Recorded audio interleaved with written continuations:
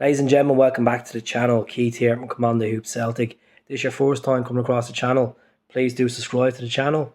Thumbs up or a comment below would be appreciated. Sorry I've been busy, folks. Just full-time work has me up to my eyes at the moment. You know, we got to get the dollar. So I'm back here to talk about Celtic. I'm here to talk about Ange's press conference the other day, Callum McGregor's press conference today, Hibs in a couple of days' time, injury concern as well. So let's kick it off. That was some press conference by Ange yesterday. He just put it blunt as he could to the media, to Celtic fans, that there's no more transfer activity incoming. Now, hopefully we do get Jota and Carter Vickers on the permanent deal before the end of this window. There is a bit of anxiety in the air. There's a bit of fear that, you know, Jota could go somewhere else and this deal will collapse before the summer. So we want to get this pen and paper done and dusted.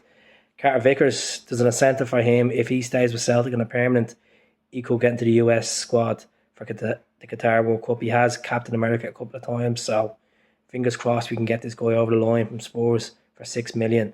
But regards to Riley McGray, we all know he's at the sign for Middlesbrough. I was reporting on this guy for a couple of days. I thought he would have been an outstanding player for us, but okay, if you're going to pick second tier English football over European football, go ahead, do it. At the end of the day, Ange is not here to sell the Celtic brand. Celtic as a club speaks for itself. European champions. If someone doesn't want to play in front of a 60,000 seater stadium and be adored by the fans and wants to go to a 30,000 seater stadium and play in the championship and might not get playoffs, go ahead, do it. You know, money talks in football. It's unbelievable. But at the end of the day, there's no point losing sleep over it. We've lost down players in the past, and you know what? Players that came in the door have helped us got success. So let's put in the bed at Roy McGray. I'm not stubborn. It's just like, you know, at the end of the day, it's his decision. He's a professional footballer. It wasn't for him. It didn't want to come to us. We move on, sit with that. But with the crop of players we have at the moment, it is good enough to win the league. We've had to bring in 3 Japanese boys in. We bring Johnny Kenny in. You know, it's exciting times being a Celtic fan.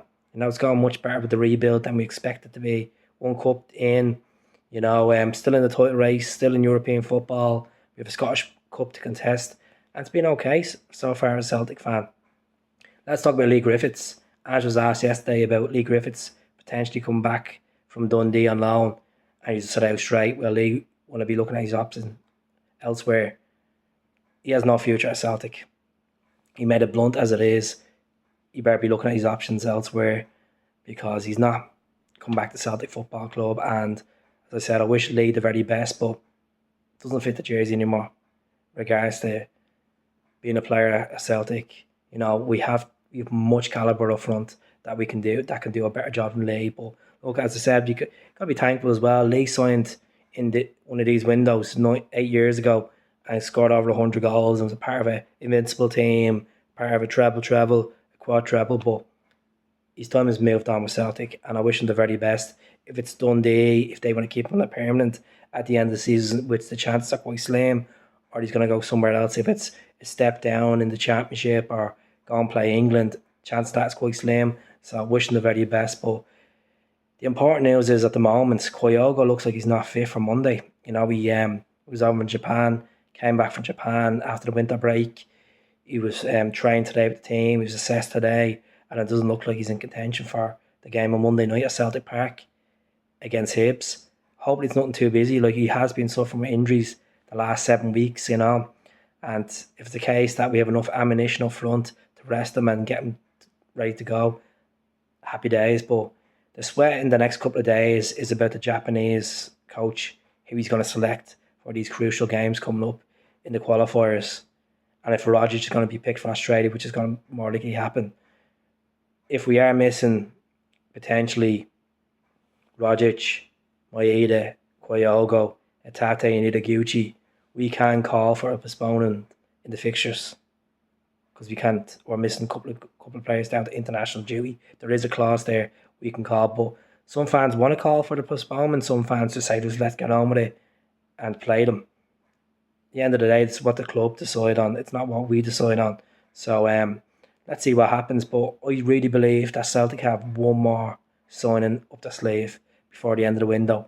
Anything can happen the next 2 weeks. We could get an injured keeper, even though we have enough back up there. We could get an injured centre back. Could be another injury to the forwards or defensive midfield or even the wings. We don't know. But looks at the promising signs is Julian played a few minutes in an in-house game against St Mirren at Lennoxtown a couple of days ago. Owen Maffett scored for us. So there has been a bit of football being played behind closed doors, which is good. But with Julian in contention, Jamesy in contention, Giakoumakis in contention.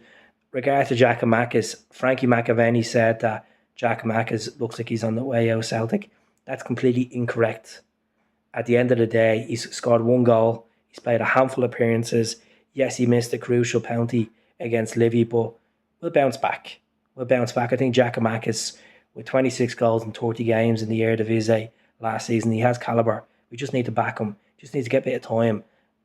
More minutes he plays, better chance of him converting. Simple as that. So I think the talk from Frank McAvenny, as much as I like Frank, was absolutely horrendous article about it. Absolutely shocking. But let us know what you think. I will be back tomorrow to talk about who should start on Monday against Hibs. Who should start? I know there's been talks of Tynecastle have cut the allocation for the Celtic fans as well for the game coming up in a couple of weeks' time. But you know what? Are you surprised with Hearts? You know, they're following a trend like another club. So let's see what happens. Please subscribe to the channel and I'll speak to you all soon. Hell.